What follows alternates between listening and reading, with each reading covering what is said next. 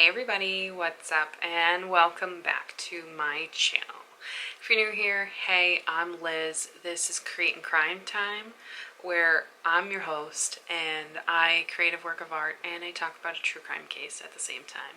So if that didn't pique your interest, I don't know what will. And if you want to keep staying around, keep on trucking with me, hit that red subscribe button, turn your bell notification on to all, and let's get into today's true crime case. I've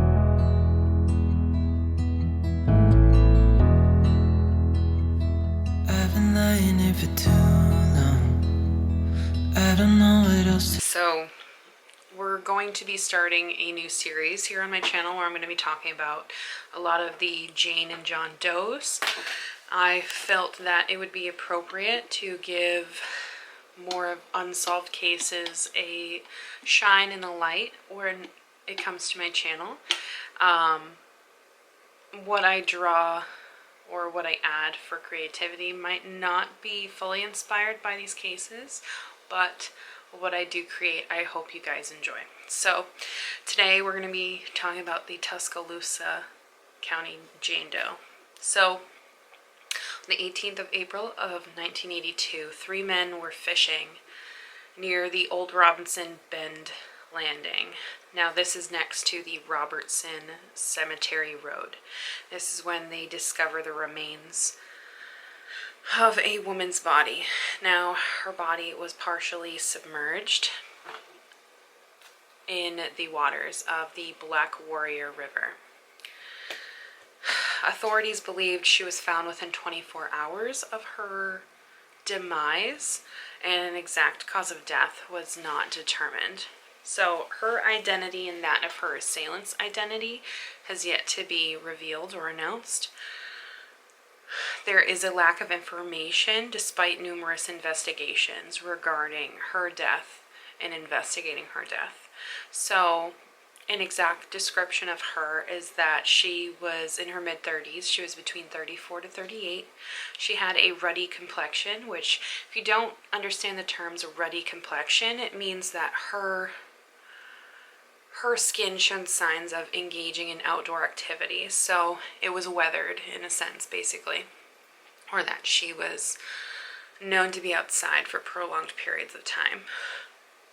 She had shoulder-length brown hair, 120 pounds, and she was about 5 feet 4 inches tall. Possibly she had brown eyes and a scar underneath her right eyebrow. There was evidence of a manual birth present on her body, so she had given birth to at least one child. She was wearing a long sleeve blue top and knitted blue pants and tennis shoes. So in an early investigation, they thought that she was beaten and strangled and sexually assaulted hours prior to her death. And she could have been fishing prior to her death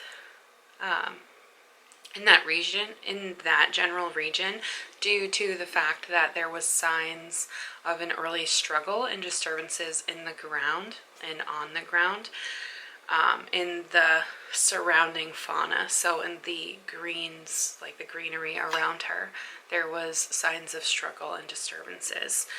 A post-mortem report finally concluded. So initially they couldn't determine a cause of death, but after her autopsy it was determined that strangulation was her cause of death. So a witness did state that they saw a woman near the cemetery on the road on the 16th of April of 1982. So this was 2 days prior to this body being found.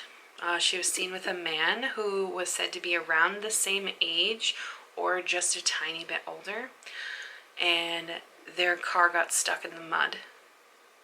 So they would get out and try and, get their car unstuck, and this is when it said that the man started beating her and blamed her for the car getting stuck. The man made references to being at bars earlier in that day, and that's maybe they were at a bar earlier and they were drinking. They could have had a slight intoxication. I could not find a toxicology report when it came to the Tuscaloosa Jane Doe, but this is what the witness had said, is that they heard the man discussing what had happened at the bar earlier that day. So this man was white, he was clean shaven, he was muscular, he was about 220 pounds, and this car that they were with was either a 73 or a 74 green Ford LTD with a vinyl top that was dark, and possibly it had front end damage to the car. Ultimately, police could not track down this man or the vehicle. So this woman is known as Mrs. X, and she would be buried on the 9th of December of 1982 at Sunset Memorial Park. She was exhumed, however, in 2013 to extract DNA in order to indicate who her killer might be, but that has failed. So my hope is that with the DNA they extracted, they could build a familiar family tree using genetic genealogy to help solve this case and find out who she is. That way Mrs. X actually has a real identity instead of Mrs. X or the Tuscaloosa County Jane Doe. So with that being said, I hope you guys have a great day. Don't forget to put a case down below if there's something in particular you want me to cover, and I'll see you guys in tomorrow's case. Bye guys. I wanna get away from it.